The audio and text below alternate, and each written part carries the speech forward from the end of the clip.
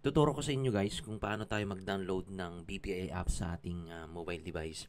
Yung gagamit kong mobile ay yung iPhone ko at i-type mo na yung BPI dito.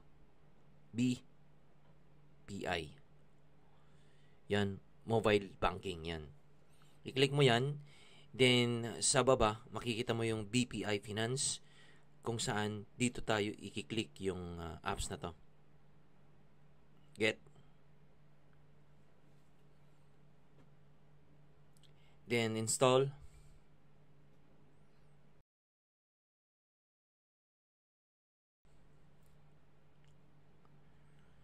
Nandito na yung BPI apps sa ating mobile device at mag-start na tayo mag-login. Gagamitin natin yung natin dito, yung information, kagaya yung email address at saka yung phone number verification. At kung wala ka pang dito, bank account dito sa BPI, pwede mo siyang i-open tong open a bank account. Then kung meron ka ng existing account sa BPI, i-click mo lang tong register with an existing account dahil first time kong mag-open ng account ko dito sa BPI, pwede ko siyang i-open tong open bank account.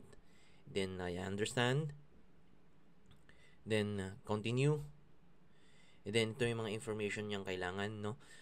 Driver license, passport, postal ID, at i-click mo lang tong passport, no? I-confirm natin.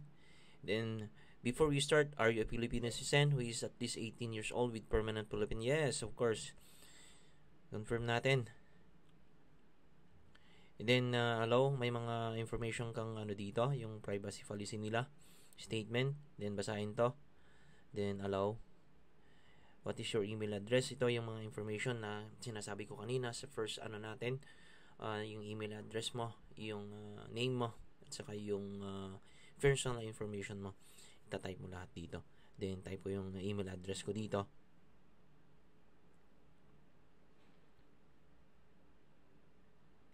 Ganun lang guys, kasimple at continuous na dito. Yung natin, 7 minus 3, 4, then done, then next. Okay, send. Then may masasend na link sa inyong yung Gmail. Yung link na code. Titingnan ko ngayon.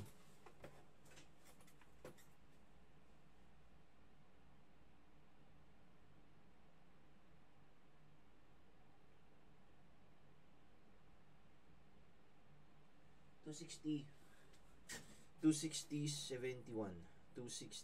71. Then confirm natin. 260 571.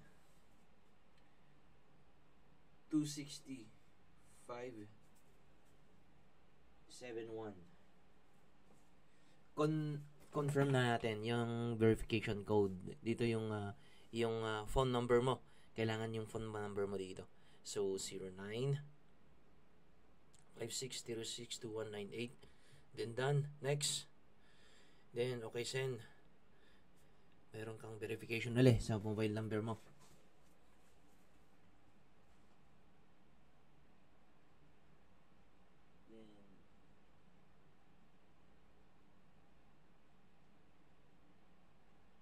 Then 306517. 306517. Then confirm. Then yung email address at saka yung phone number natin, i-send na natin. Then nandito na yung natin, yung account. Continue. Then I agree.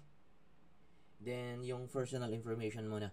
So ang nauna dito, yung email address at saka yung dito. So Bongbong. Tayamen. Optional yung middle name natin. Then done. Mother's name Domingo. Continue. And yung birthday mo, yung personal information with birthday, country of birth, Philippines. Date of birth 5/21/1982. City of birth, Lawag. I was born in Lawag City, Ilocos Norte. Then continue.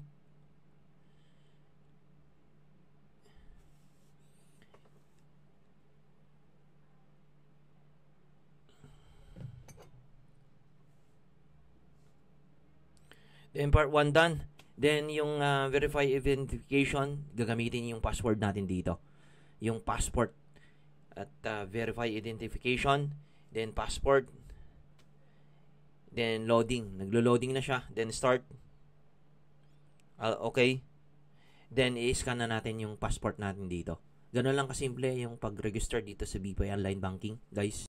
Last option natin ay review your application, like your name and your address, yung work details mo, at pwede mo siyang i-confirm na yung application mo for your online banking account.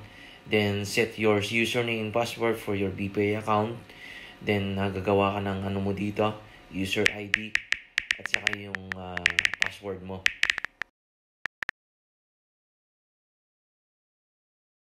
Just remember na pag gagawa ka ng password mo dito or yung username ay memorize mo siya at isusulat mo sa papel.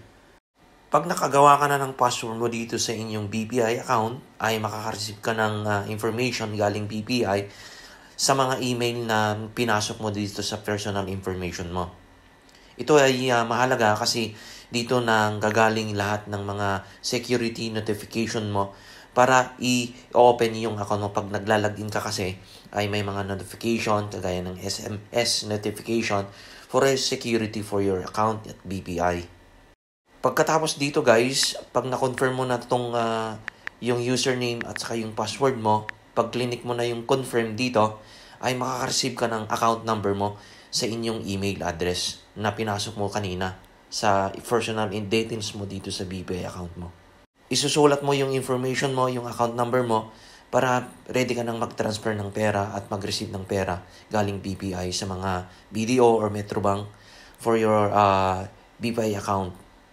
Then, ready na akong mag-login sa aking account dito sa BPI at hinihintay ko na yung information galing dito. Maraming salamat guys.